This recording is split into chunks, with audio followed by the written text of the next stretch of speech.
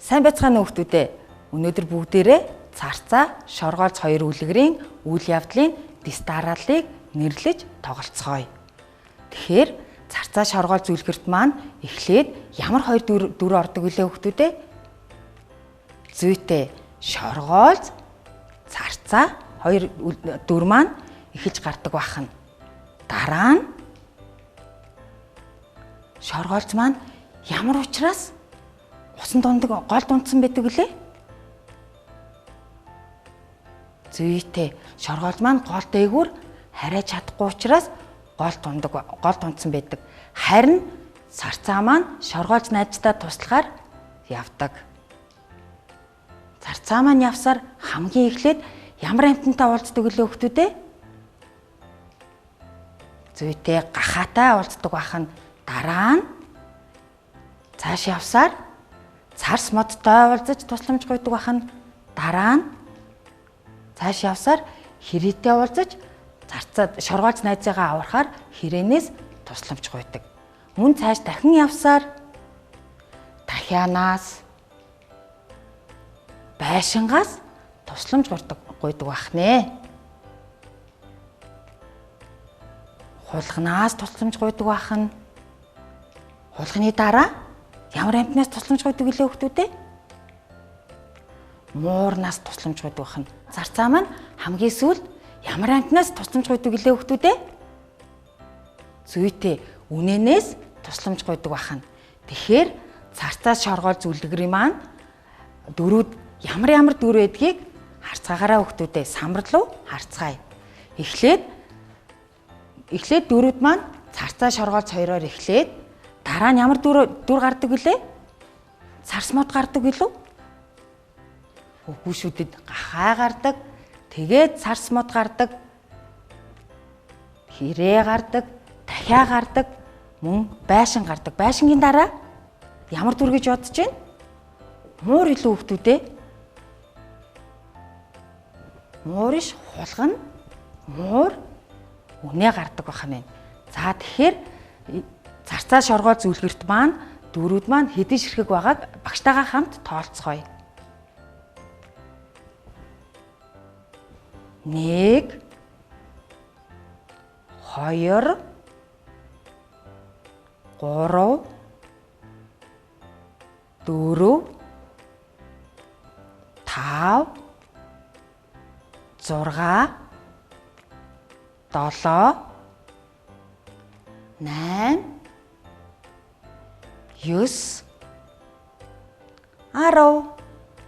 Тэгэхээр царцаа, шоргоолц үлгэрт маань 14 гардаг бахна. За одоо 1-ээс 10 хүртэл өгсөх дараалалаар тоолсон бол одоо багштайгаа нийлээд 10-аас 1 хүртэл буурах дараалалаар тоолцгоё хүүхдүүдээ. За самбар руу анхаараарай. 10 9 8 7 6 5 4 3 2 1. Сайн байна хүүхдүүдээ. За одоо самбар руугаа дахиад нэг сайн ажиглаарай. Эдгээр дөрүүдэд ямар амьтан орсон байгааг, мөн хоёр хөлтэй амьтан хэд байгааг багштай нэрлээрэй. Хоёр хөлтэй амьтан хэдэн ширхэг байна хүүхдүүдээ? Зүйтэй 2 ширхэг байна. За 4 хөлтэй хэдэн амьтад байна хүүхдүүдээ? Сайн байна. 1 2 3 4. За одоо 6 хөлтэй ямар амьтан байгааг багштай хэлээрэй. Сайн байна. Шоргоолж царцаа хоёр ахна шүү дээ. 1 2 амьтан бахна. За тэгэхээр багш нь амьтдын хүүхдүүдийнхээ хэлснээр тусдаа авчлаа. 2 хөлтэй ямар амьтан байгааг самбарын аль хэсэгт байгааг багштай хэлж өгөрөө хүүхдүүдээ. Зүйтэй гол хэсэгт байна. Сайн байна. За одоо 4 хөлтэй амьтад самбарын аль хэсэгт байгааг багштай нэрлээд зааж өгөрөө хүүхдүүдээ. Зүйтэй самбарын доод хэсэг мөн самбарын дээд баруун дээд бууланд байна. За одоо 6 хөлтэй амьтад самбарын маань аль хэсэгт байгааг хэд нэрлээрээ хүүхдүүдээ.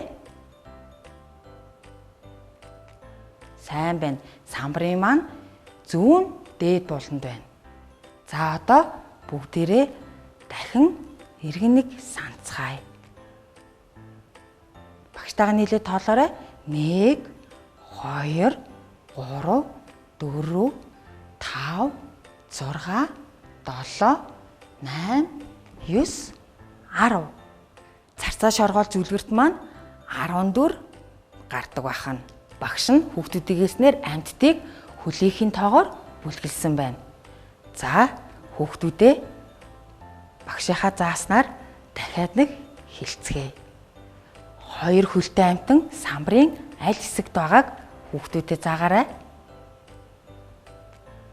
Сайн байна. Зүүн доод бууланд 2 хөлтэй амьтан 2 ширхэг байна. За хүүхдүүдээ 4 хөлтэй амьтан самбарын аль талд байна вэ? Зүйтэй баруун талд байна. Багштайгаа хамт тоолцгоё. 1 2 3 4. Тэгэхээр 4 хөлтэй амьтад маань 4 хөлтэй амьтад 4 ширхэг байна. За одоо 6 хөлтэй амьтад самбарын аль талд байгааг хэлээрэй хүүхдүүдээ. Сайн байна. Самбарын зүүн дээд бууланд байна. 6 хөлтэй амьтад маань 1 2 ширхэг байна. За хүүхдүүдээ өнөөдөр бүгдээрээ үлгэрийн үйл явдлын дэс дарааллыг нэрлэж сурлаа. Өнөөдрийнхээ хичээлд амжилттай оролцсон хүүхдүүддээ баярлалаа. Баяртай.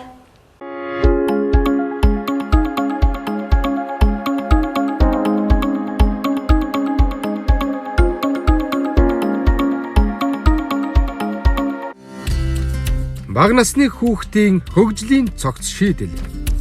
2-оос 5 настай хүүхдэд эцэг эхчүүдэд өгөх зөвлөгөө. Таны хүүхэд танай гэр бүлийн тол. Хүү охин тань харагдах байдлаараа аав ээжтэйгээ адилхан ч байж болно, үгүй ч байж болно. Хамгийн гол нь хүү охин тань таны үйлдэлийг даган дуурайдаг гэдгийг хизээж мартаж болохгүй. Та толинд хараад өөрийнхөө нүүр царай, хувцлал зэргийг хянан засаж, тохируулан зохицуулах боломжтой. Мөн хүүхдийнхаа зан үйлдэлийг хараад өөрийн зан үйлдэлийг харах, хянах бас засах боломжтой. Аав ээж хүү охиныхоо яриаг анхааралтай сонсож, асуултанд нь төвөгшөхгүй хариулдаг. Хэн нэгэнд чин сэтгэлээсээ тусалж дэмждэг бол таны хүү охин таныг анхааралтай сонсож, тантай чин сэтгэлээсээ ярилцах төдийгүй тусламж хэрэгтэй хэн нэгэнд тусалдаг, дэмждэг нэгэн болно. Энэ бүхний эхлэл суурь нь 2-оос 5 наснд бүрэлдэнэ. Орчин үеийн аав ээж хүүхдээ сонгодог хөгжим сонсдог, ном уншдаг, амжилттай суралцдаг, амьдралын зөв дадал зуршилтай эрүүл хоололдог байх зэргээр сайхан бүхнийг хүүхэддээ хүсч хүлээдэг. Гэхдээ энэ бүхэнд аав ээж та өөрөө дагуулж үлгэр дуурайлал болох учиртайг мартаж болохгүй. Хүү охин таны заасан бүхнийг сурч, хэлсэн бүхнийг биелүүлэх боломжгүй. Харин санаандгүй хэлсэн үгийг тогтоох, хяналтгүй хийсэн үйлдэлийг дуурайх, дадал болгох боломжтой гэдгийг санаарай.